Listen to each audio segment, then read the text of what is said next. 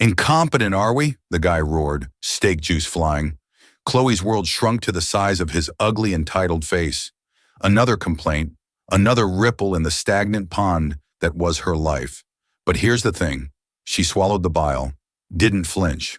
What he didn't see, couldn't possibly imagine, was her brother's bills, a stack so high they scraped the sky. He just saw a waitress, assumed weakness. He has no idea that her quiet kindness will change everything. See, compassion hides in the oddest places. It's about to bite him and her hard. He wasn't just watching, he was judging.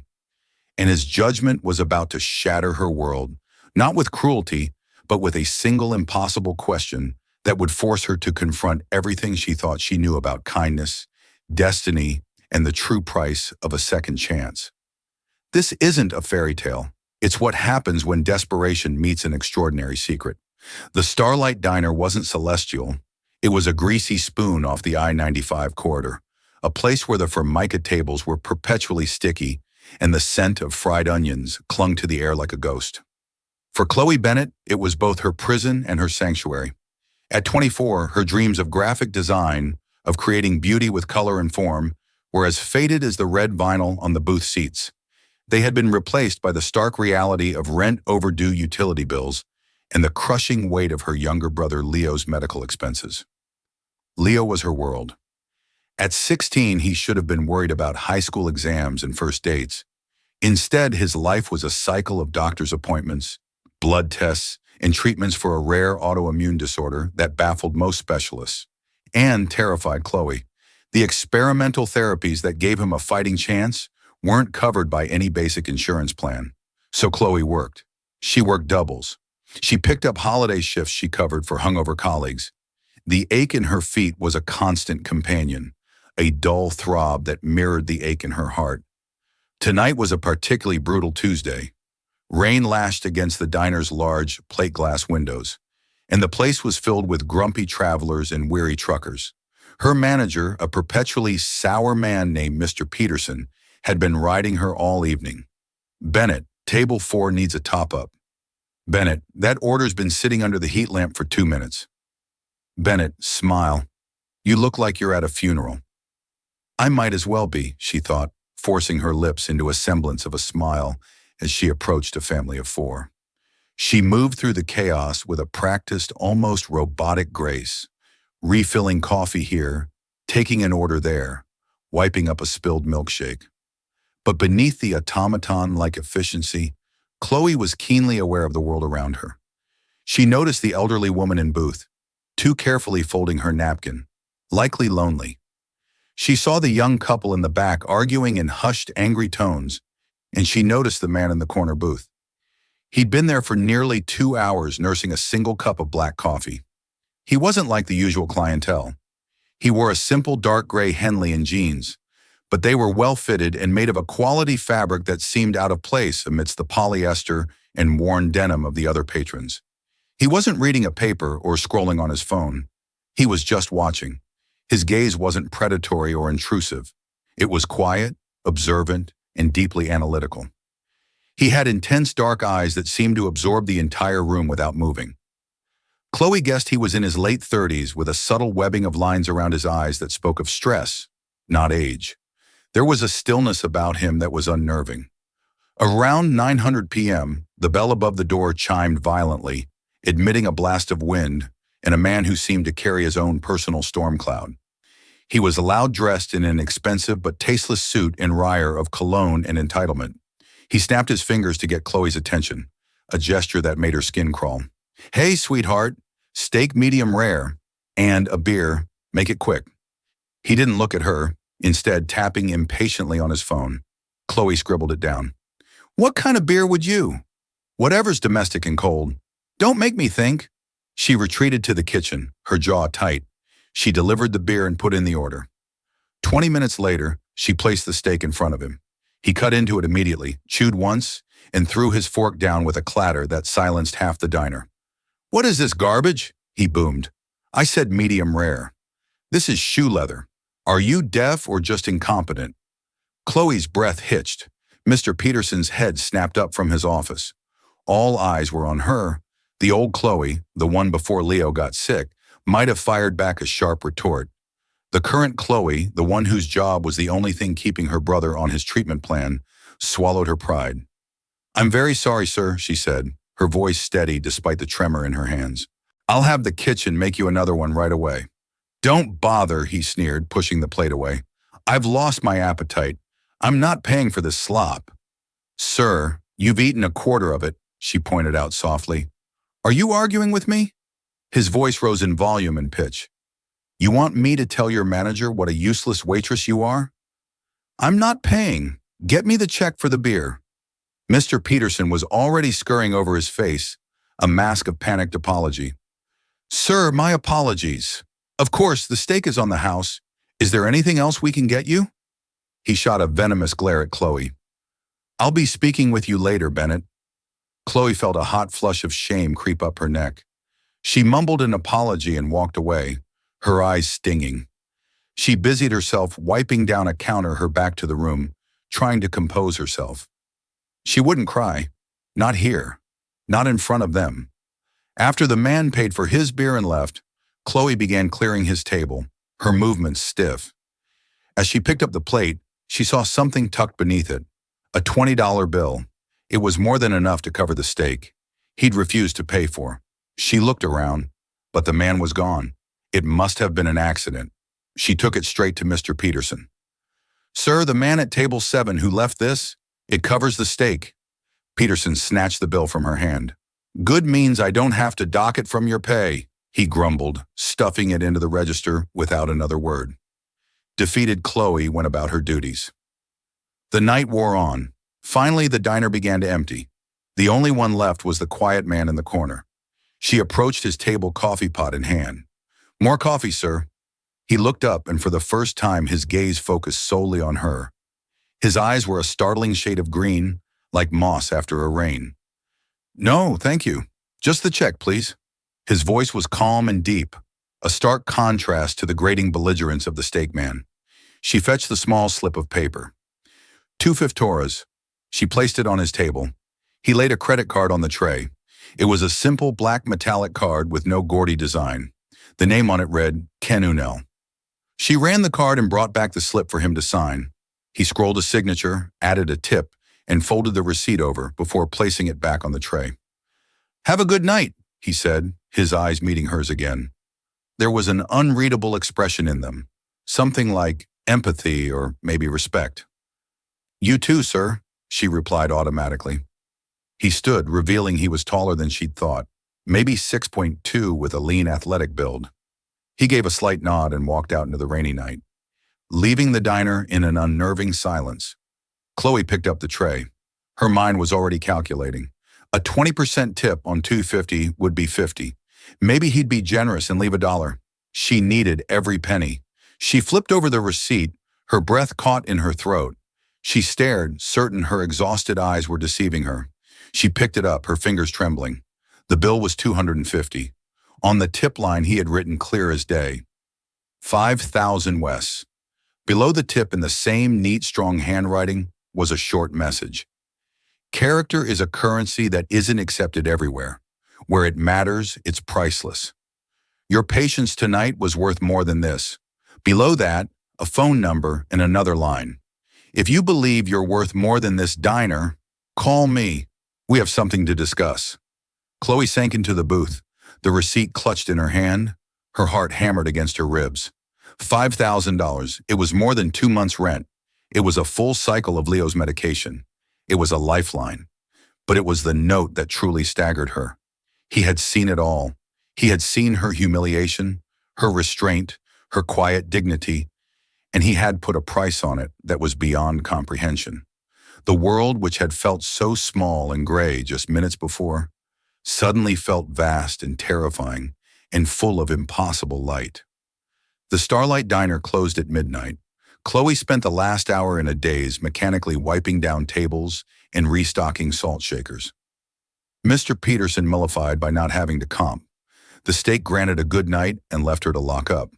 The moment the door clicked shut behind her, she pulled the receipt out of her apron pocket. 5,000. Go, lass. The number still didn't feel real. It was a typo. It had to be.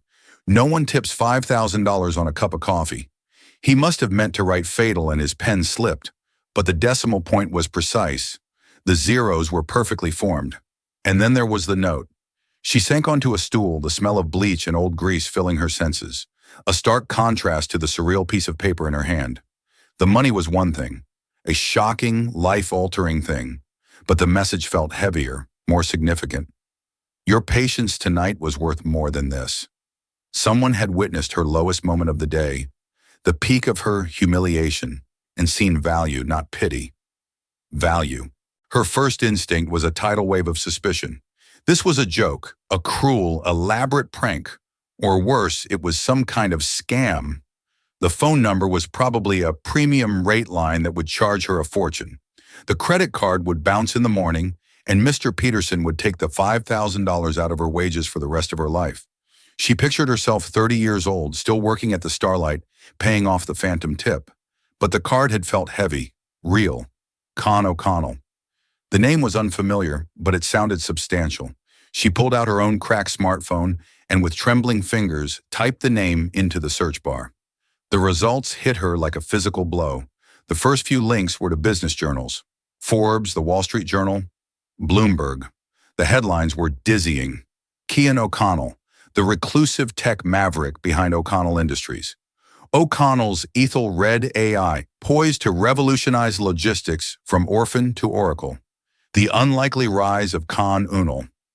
Photographs showed the same man from the diner, though usually in impeccably tailored suits instead of a Henley.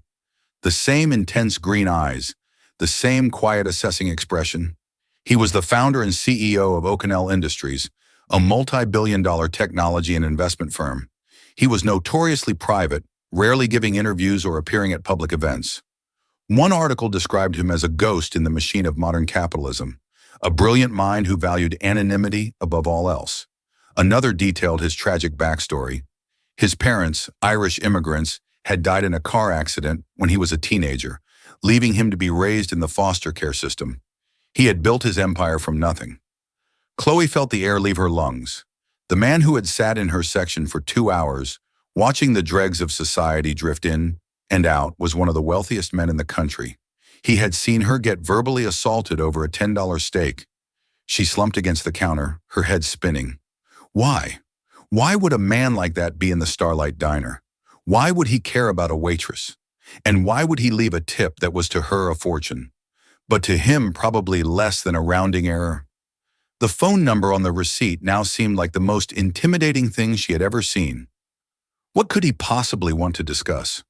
Her mind raced through a dozen scenarios, each more outlandish than the last. Was this some bizarre recruitment test for a TV show? Was he a philanthropist looking for a sob story to feature in a campaign? Or was it something darker, something transactional? She couldn't even bear to imagine. She walked home in the rain, the thin fabric of her jacket doing little to keep out the chill. The receipt was tucked safely in her wallet, feeling like a hot coal against her hip. Her apartment building smelled of damp carpet and boiled cabbage. Inside her small, cluttered living room, she checked on Leo.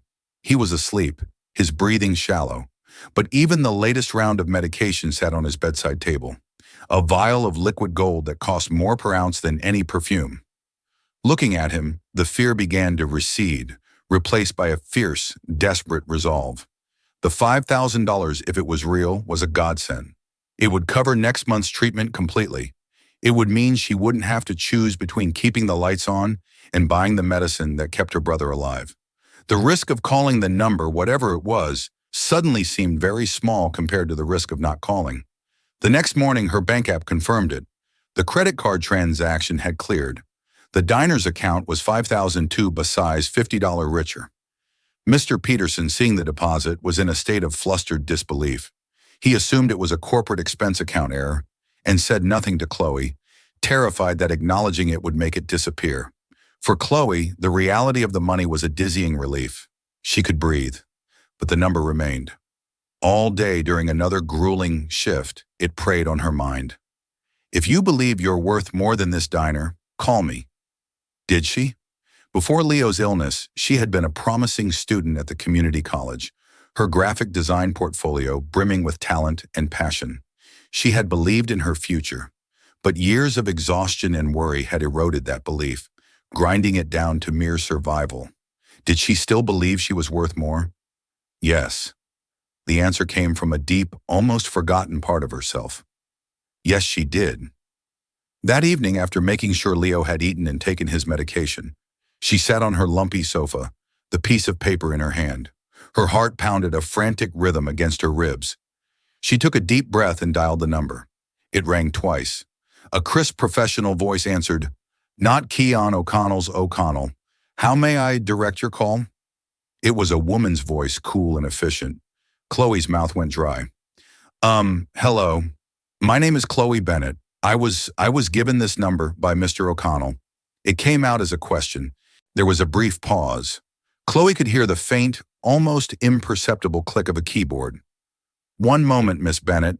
She was put on hold. The music wasn't the usual tiny elevator tune. It was a complex, beautiful piece of classical piano. It only made her feel more out of place. After what felt like an eternity, the woman's voice returned. "Mr. O'Connell can see you tomorrow morning at 10 Anturi. The address is Warren Westbridge Avenue, Penthouse Suite. Please bring a form of identification. A car will be waiting for you at your address at 9:15. Does that work for you, Miss Bennett?" Chloe blinked. A car? A penthouse suite. This was happening. "Yes," she squeaked, her voice, barely a whisper. "Yes, that works. Very good. We will see you then." The line went dead. Chloe stared at her phone. 1400 Westbridge Avenue was the O'Connell Tower, a gleaming spire of black glass and steel that dominated the city skyline. It was a monument to a world she had only ever seen from the outside, a world of power, of wealth, of influence. Tomorrow she was going to walk into the heart of it. The fear was immense, a cold dread that settled deep in her bones. But beneath the fear, a tiny, fragile spark of something else ignited. Hope. The next morning, Chloe woke up before her alarm. She spent an hour agonizing over what to wear. Everything she owned seemed to scream, struggling waitress. Her jeans were faded. Her blouses were from thrift stores. Her one good dress was for weddings and funerals. She finally settled on a pair of simple black trousers, a plain white blouse that was thankfully not see-through, and a gray cardigan to hide the frayed cuffs. She pulled her hair back into a sleek, low ponytail, trying to look professional and invisible at the same time. At exactly 9:15 a.m., a silent black sedan pulled up in front of her rundown apartment building. The car was so clean and polished it seemed to repel the grime of the neighborhood.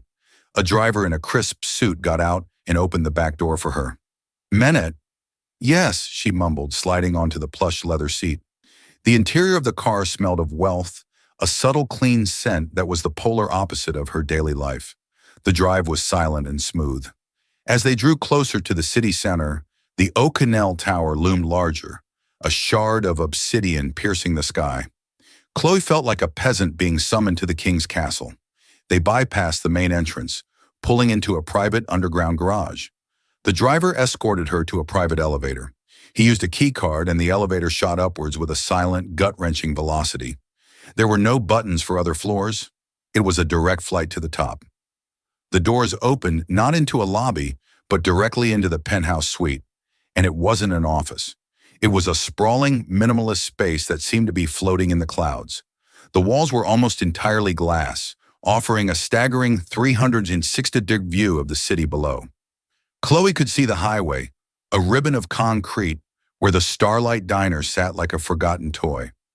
The furniture was sparse and elegant, low-slung sofas, a single abstract sculpture, and shelves filled with books, not awards. The air was cool and still. A woman with a severe haircut and an impeccably tailored suit approached her. She was the one from the phone. "Ms. Bennett, I'm Genevieve Ashford, Mr. O'Connell's Chief Operating Officer. He will be with you shortly. Can I get you some water, coffee?" Her tone was polite, but her eyes were cold and appraising, sweeping over Chloe's outfit in a way that made her feel like a specimen under a microscope. "Water would be fine, thank you," Chloe said, her voice small. Genevieve Ashford nodded curtly and retreated. Chloe stood awkwardly in the center of the vast room, terrified to touch anything. This single room was larger than her entire apartment. The view was a panorama of power, and from this height all the struggles and noise of the street below were rendered insignificant and silent. It was the world as seen by a god, not a man. "It's a bit much, isn't it?" The voice came from her right. Keen O'Connell emerged from a doorway she hadn't noticed, which presumably led to the actual offices. He was dressed in a simple dark gray suit that fit him perfectly. He looked more powerful here, more at home, but his eyes held the same quiet intensity. She remembered the view. "I mean," he clarified, walking towards her, "sometimes I think it's a dangerous thing. Puts too much distance between you and the world." He gestured for her to sit on one of the sofas. She perched on the edge, her back ramrod straight.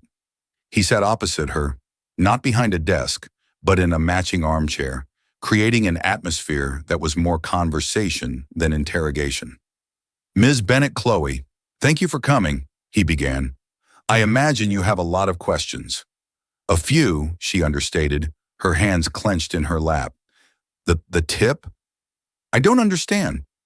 "It wasn't a tip," he said simply. "It was a down payment, an investment. I spent 2 hours in that diner. I do it once a year on the anniversary of my parents' first date. They met there. It's a way to stay connected to where I started. Most of the time, it's a depressing experience. I watch people treat the staff like they're invisible, like they're not human. I watch the staff become hardened and cynical in response. It's an ecosystem of casual cruelty." He leaned forward slightly, his green eyes fixed on her. "But I didn't see that in you. I saw the rudest customer I've witnessed in years treat you like dirt. I saw your manager throw you under the bus, and you handled it with a quiet, steely dignity that most people in my boardroom lack. You took a moment, you composed yourself, and you got back to work. You didn't let his ugliness become your own. That's rare. It's a strength." Chloe was speechless. He was dissecting her character with the precision of a surgeon. And then he continued, "The homeless man who came in just before I left. Frank, he comes in every Tuesday. Your manager was about to throw him out, but you intervened. You gave him that unclaimed slice of pie and a cup of coffee, and you put it on your own tab. I saw you mark it in your notepad." Chloe's face flushed.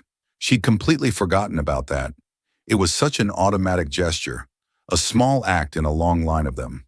She never thought anyone would notice. "So no," Khan said, leaning back. "This isn't about a tip. I don't believe in charity, Chloe. Charity creates dependence. I believe in investment. I invest in businesses, in technology, in ideas. And most importantly, I invest in people. People with integrity, with resilience, with character." He paused, letting the words hang in the air between them. "Your brother's name is Leo. He has a stage 3 variant of Kawasaki disease complicated by macrophage activation syndrome. The current treatment protocol involves high-dose IVG and an experimental TNF inhibitor, which costs roughly $22,000 for a 6-month course, not including consultations and hospital fees." Chloe felt the blood drain from her face. How do you know that I have extensive research resources, Miss Bennett?" he said, his tone matter-of-fact, not threatening. "When I consider an investment, I do my due diligence. Your life is difficult. You dropped out of a graphic design program where you were at the top of your class to care for him. You work 70 hours a week. You have no safety net." He stood up and walked to the window, looking out over the city. "So, this is my proposal. It's not a gift, it's an offer. As of this morning, I have paid off Leo's outstanding medical debt and established a fund to cover all his future medical expenses for as long as he needs it. Consider it a signing bonus." Chloe's world tilted on its axis. A sob caught in her throat. All of it. The mountain of debt that haunted her every waking moment was gone. Tears welled in her eyes, tears of shock and overwhelming relief. "But that's not the offer," Khan said, turning back to her. "That just clears the board. I'm starting a new philanthropic branch of my company, the Akinel Foundation. It's not about writing checks. It's about creating tangible on-the-ground support systems for families in crisis, people who fall through the cracks of the system. I need someone to help build it from the ground up. Someone who understands what it's like to be in the cracks. Someone with empathy. I also need someone to create the entire visual identity for the foundation, the logos, the website, the campaign materials. someone with a talent for graphic design. He looked directly at her. "I'm offering you a job, Chloe, Director of Community Outreach and Brand Development for the O'Connell Foundation. The starting salary is $120,000 a year with full benefits. You'll answer directly to me. Your first task will be to use your own story anonymously, of course, to design a program that helps people exactly like you." Chloe stared at him, her mind a maelstrom of confusion, disbelief, and a terrifying, soaring hope. From waitress to director in the span of a conversation, it was impossible. It was a dream. "Why?" she finally whispered, the tears now streaming freely down her cheeks. "Why me? You could hire anyone." Can O'Connell gave a small, sad smile.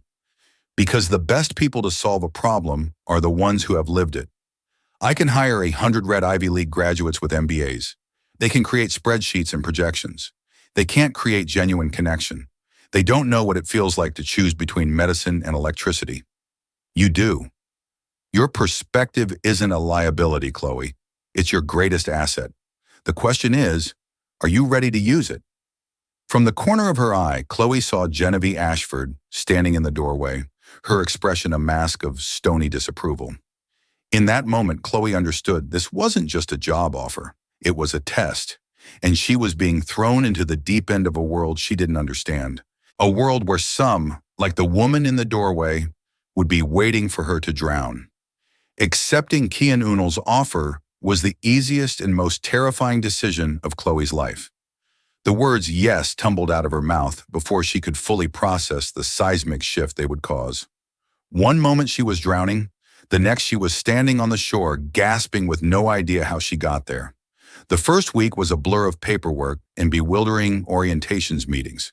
She was given a spacious, sterile office on the 48th floor, just 2 below Keen's penthouse. Her window offered a view that was only slightly less magnificent than his. She had a state-of-the-art computer with every design program she had ever dreamed of, using a corporate credit card and an assistant, a polite, nervous young man named Peter, who seemed terrified of her. The most profound change, however, was quiet and personal. The first night after her meeting with Keon, she went home and told Leo. She explained as best she could that a wealthy benefactor had noticed her at the diner and offered her a job, and as part of the package, all his medical bills were covered forever. Leo, who had grown so accustomed to the quiet anxiety that permeated their lives, simply stared at her. Then, for the first time in years, he broke down and cried, not tears of pain or fear, but of pure, unadulterated relief. Chloe held him, the two of them weeping together on their lumpy sofa. The crushing weight that had defined their existence, finally blessedly gone. That single moment was worth more than any salary or fancy office. But the relief of her personal life stood in stark contrast to the mounting pressure of her professional one. The O'Connell Tower was a world unto itself, with its own language, its own customs, and its own unforgiving hierarchy. It was a gilded cage, and Chloe felt like a common sparrow trapped inside with a flock of calculating predatory hawks. The undisputed matriarch of the flock was Genevieve Ashford. From day one, Genevieve made her disdain for Chloe clear. It wasn't overt aggression, but 1,000 subtle cuts. She would forget to include Chloe in crucial email chains. She would schedule vital meetings and accidentally send the invitation to Chloe's old defunct email address from HR. In group settings, she would introduce Chloe with a slight, almost imperceptible emphasis. "And this is Chloe Bennett, who is heading up our new foundation. Khan has a personal interest in this project." The implication was clear and venomous. Chloe was a pet project, a charity case, not a colleague. Chloe tried to ignore it, focusing instead on her work. She threw herself into designing the foundation's visual identity. The ideas that had been dormant for so long came flooding back. She sketched logos, designed website mock-ups, and created branding guides. The work was exhilarating. When she was lost in a color palette or a typography choice, she could almost forget the cold stares and whispered conversations that followed her down the hallway. Her first major assignment was to develop and present a proposal for the foundation's inaugural project. Drawing on her own experience, she designed the Bridge program, a system to provide immediate, no questions asked, financial relief to families who hit a sudden medical or housing crisis, buying them the crucial 30 to 60 days they needed to find a more permanent solution. It was about filling the gap, the terrifying chasm between a paycheck and a catastrophe. She worked tirelessly on the presentation, creating compelling infographics and a detailed, compassionate plan. The presentation was to be made to the company's executive board, a panel of 6 sharp, suited, stern-faced individuals, including Genevieve and Con. Chloe felt sick with nerves as she stood at the front of the boardroom. The room was intimidating, all dark wood and polished chrome with a view that could make a person feel dizzy. Con gave her a small, encouraging nod from his seat at the head of the table. Genevieve, seated to his right, looked bored. Chloe began, her voice trembling slightly at first, but gaining strength as she spoke about the people she wanted to help. She talked about the paralyzing fear of an eviction notice, the shame of having a prescription declined at the pharmacy counter. She didn't use her own story, but she poured all of her own emotions into it. When she finished, there was a polite silence, a very passionate presentation. Miss Bennett, one of the board members, a man named Mr. Davies, commented, his tone non-committal. Then Genevieve spoke, her voice smooth as glass indeed. Passionate. However, I see a few practical and frankly alarming oversights. She picked up the proposal Chloe had distributed. Your projected budget for this bridge program is ambitious, to say the least. But more importantly, your vetting process for applicants seems dangerously lax. Minimal paperwork, you say. Emphasis on speed. That sounds like a recipe for fraud. How do we ensure we're not just handing out money to grifters and sob stories? Chloe was prepared for this. The goal is to eliminate the bureaucratic barriers that often prevent the most desperate from getting help. We'd have a small team of caseworkers to do rapid personal follow-ups. The initial grant is small enough to be a low risk for the foundation, but large enough to be life-changing for the recipient. It's about trusting people first. Genevieve gave a small, condescending laugh. Trust, a lovely sentiment, but a disastrous business model. We are a corporation, Ms. Bennett, not a soup kitchen. Every dollar must be accountable. Your proposal lacks metrics for success, key performance indicators, and a scalable framework for fraud prevention. It's emotionally driven, not data-driven. She had reframed Chloe's strength, her empathy, as a fatal weakness. The other board members began to murmur in agreement, their faces hardening. Chloe felt her confidence crumble. Genevieve was speaking their language, the cold, hard language of profit and loss, of risk mitigation and scalability. Chloe's compassionate plan suddenly sounded naive and childish. She fumbled for a response, but the corporate jargon Genevieve had deployed was like a wall she couldn't climb. She glanced at Keon, hoping for support, but he remained silent, his expression unreadable, watching her, letting her handle it. It was a test, and she was failing spectacularly. The meeting ended with the board table abling her proposal for further review, a polite term for killing it. Chloe walked back to her office, her face burning with humiliation. She felt like an imposter who had finally been exposed. Genevieve had been right all along. She didn't belong here. The final, most cruel cut came 2 days later. Peter, her assistant, knocked on her door, looking deeply uncomfortable. Miss Bennett, I thought you should see this. He handed her a print out of an internal memo drafted by Genevieve. It was a proposal for the foundation's first major fundraising event, a lavish high society gala. The theme was a gilded evening of giving, and it targeted the city's wealthiest donors. The memo went on to propose an adopt-a-family program where donors could be matched with a vetted, deserving, needy family, complete with a glossy brochure of their story. It was a perversion of everything Chloe had intended. It turned charity into a spectator sport for the rich, turning families' private tragedies into sentimental commodities to be purchased. It was everything she had fought against. And at the bottom of the memo, in the section for Project Lead, was her name. Genevieve had not only rejected her idea, but had twisted it into this grotesque parody and assigned her to execute it.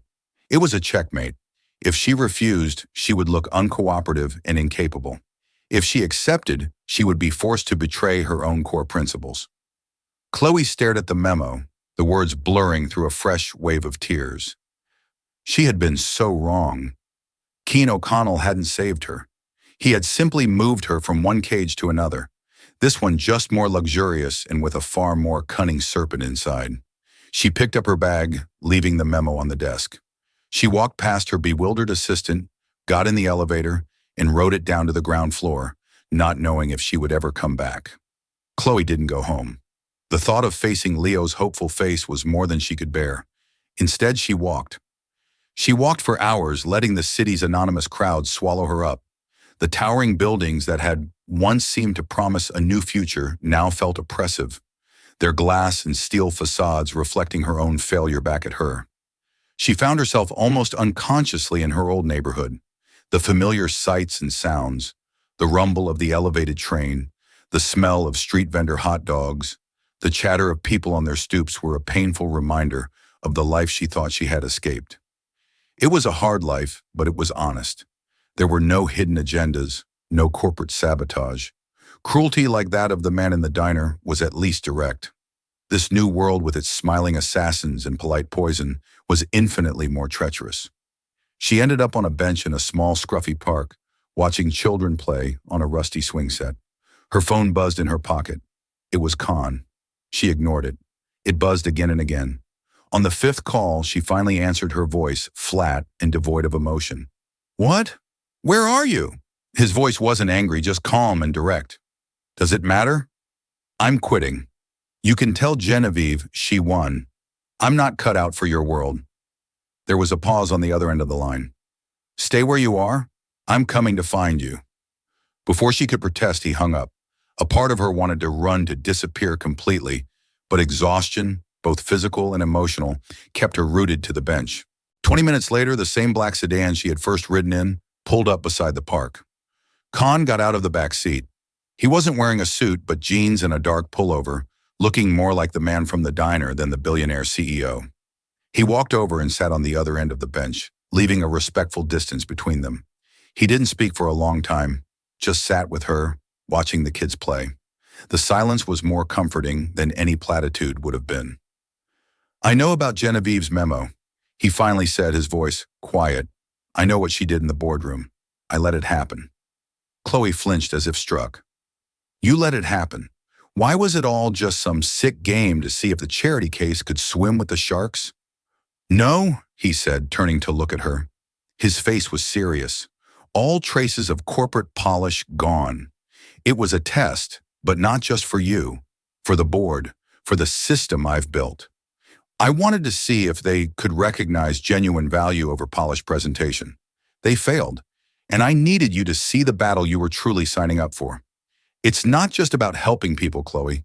It's about fighting the apathy and cynicism of the very systems that are supposed to help. "I can't fight that," she whispered, shaking her head. "I don't know how. I don't belong in that boardroom. I don't speak that language." "You don't have to," he insisted. "You just have to speak your own. But you're right. I haven't been entirely honest with you.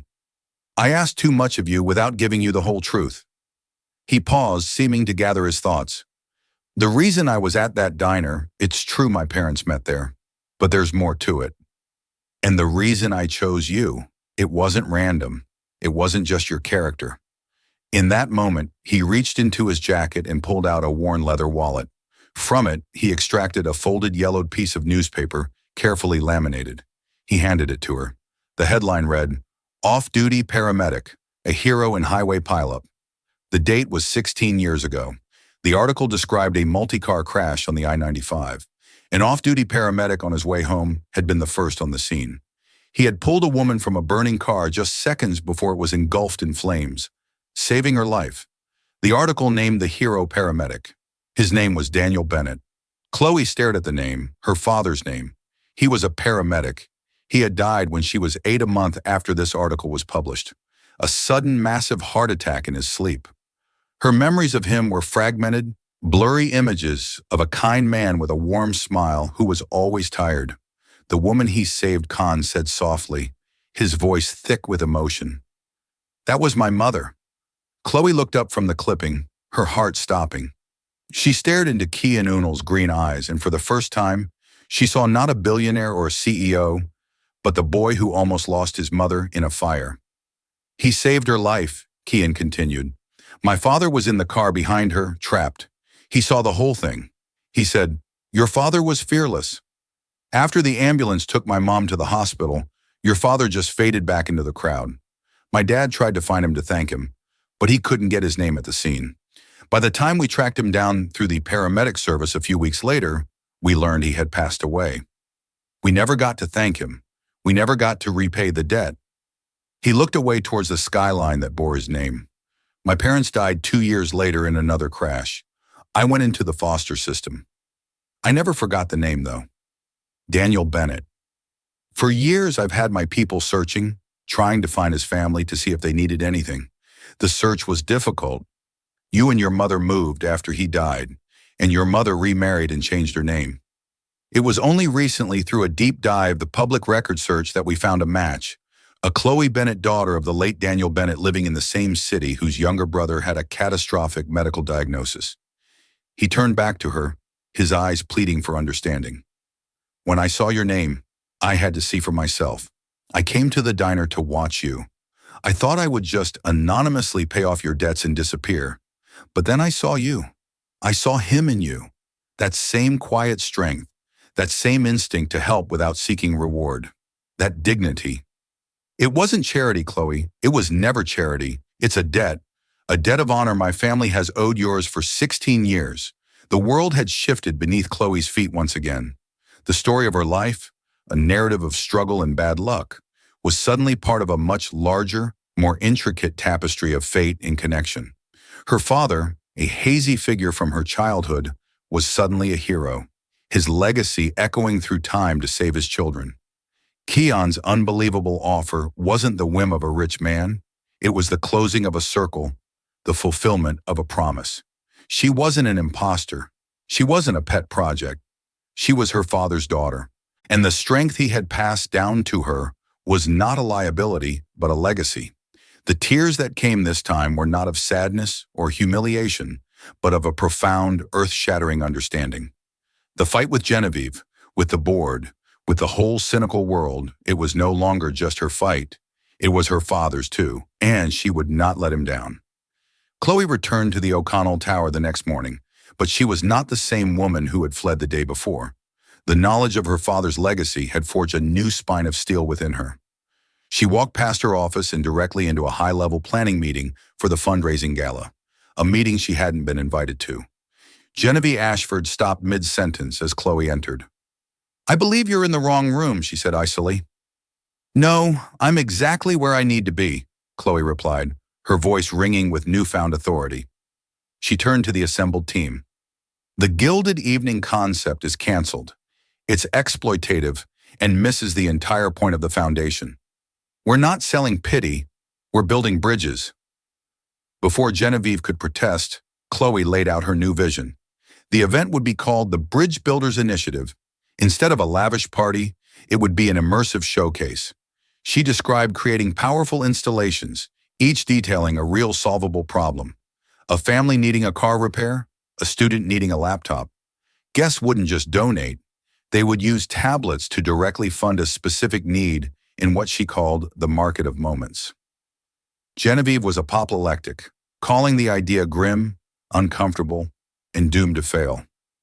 "You can't ask millionaires to feel bad," she argued to Khan. "It's fundraising 101. Khan simply looked at Chloe, saw the fire in her eyes, and overruled Genevieve. "Let her work," he commanded. It was a colossal gamble, and Chloe's future rested on the outcome. The night of the event, the atmosphere was tense. Wealthy donors arrived in bespoke suits and couture gowns, looking confused by the raw industrial space and the stark museum-like exhibits. For a moment, Chloe's stomach churned as they milled about awkwardly. Genevieve stood in a corner, a smug "I told you so" look on her face. Then the first domino fell. An elderly woman draped in diamonds stood before an installation about a veteran who couldn't afford a prosthetic limb. After listening to his story, she quietly tapped her tablet. A large screen on the wall, previously dark, lit up. A hero's mobility funded. A gasp went through the room. A tech mogul then funded a year's worth of specialized baby formula for a low-income family. Another screen lit up. Soon it became a cascade. The quiet competition wasn't about ego, but about impact. The room transformed from a party into a mission control center for kindness. The night was capped by a raw, heartfelt speech from a local food bank director whose honest words cut through any remaining pretense. By the end of the evening, they hadn't just met their fundraising goal, they had tripled it. More importantly, real connections were made between the city's elite and its frontline community leaders. The next morning, Genevieve Ashford's resignation was on Can's desk. As Chloe looked out over the city from her office, Keon came to stand beside her. "You didn't just throw a party." "Chloe," he said, his voice filled with a respect she had never heard before. "You showed them how to be architects of change. Your father saved one life with his hands. You honored him tonight by showing hundreds of people how to save lives with their hearts." 2 years later, Chloe Bennett was no longer an imposter in a gilded cage. She was its architect. As executive director, she had grown the O'Connell Foundation into a formidable force for good, its Bridge Builders Initiative, a celebrated model of effective philanthropy. She moved through the world with a quiet confidence, her past struggles not a source of shame, but the bedrock of her strength. Her brother Leo, now in remission, was in his first year of PMED, his future a bright horizon. Her partnership with Keon was one of deep mutual respect, the debt between their families long repaid and replaced by a shared mission. One rainy Tuesday driving home, an old instinct led her back to the I-95 corridor and the familiar buzzing sign of the Starlight Diner. The place was timeless, steeped in the same scent of fried onions and stale coffee. She took a booth and watched a young waitress, no older than 20, move through the evening rush. In the girl's tired eyes and forced smile, Chloe saw a painful reflection of herself, a ghost from a life that felt a world away. When Chloe paid for her coffee, she left a $500 tip on the small bill. It was enough to be a lifeline, but not so much as to be a fantasy. Beneath the amount, she didn't leave a phone number or a promise of rescue. She simply wrote, "I see how hard you're working. Your strength is worth more than you know.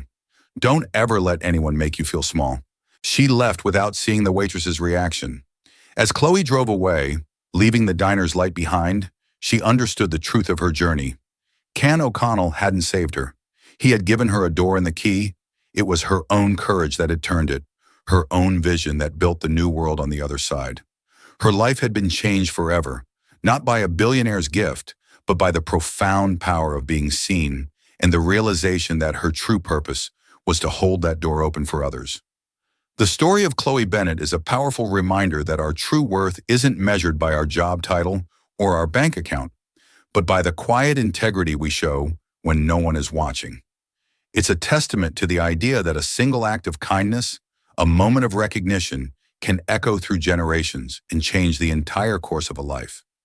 Chloe wasn't just saved from poverty. She was empowered to become a savior for others, proving that the deepest struggles often forge the strongest leaders. Her journey from a hopeless waitress to a beacon of hope shows us that there are Keon O'Connells in the world. People who see value where others see nothing.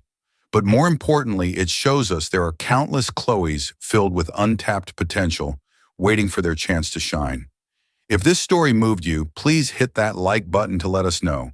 Share it with someone who might need a reminder that their character matters. And don't forget to subscribe and turn on notifications so you don't miss our next story about the incredible hidden connections that shape our cloud.